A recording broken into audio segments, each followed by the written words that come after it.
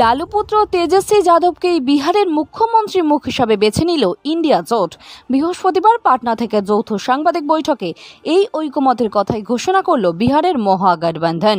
সাংবাদিক বৈঠকে উপস্থিত ছিলেন কংগ্রেস হাইকমান্ডের দূত তথা রাজস্থানের প্রাক্তন মুখ্যমন্ত্রী অশোক গেহলোত। মুখ্যমন্ত্রী মুখ হিসাবে তেজস্বীর নামও ঘোষণা করেন তিনি। আরজেডি নেতা তরুণ এবং কাজের প্রতি প্রতিশ্রুতিবদ্ধ বলেই তাঁকে বেছে নেওয়া হয়েছে বলে জানান অশোক গেহলোত।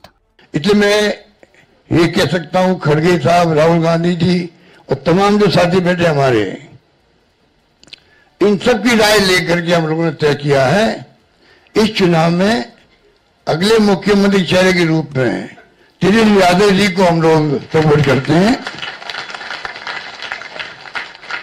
जो एक नौजवान है, लंबा फ्यूचर है इनके साथ में, और मेरा अनुभव से मैं कह सकता हूं जिसका लंबा फ्यूचर होता है पब्लिक उनको साथ देती है।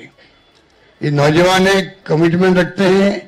पिछली बार भी जो स्लोगन दिए थे, नौकरी के दो या कोई दो, या जो वादे किए थे उसमें खरे उतरे। ये ऐसा व्यक्तित्व आपके सामने नौजवान के रूप में आया है। सोच समझ के सबने फैसला किया है। ये नेता के रूप में उत्तरंग मैदान में राहुल गांधी जी ने मिलकर जो यात्रा करी थी, बड़ा इम्पैक्ट है।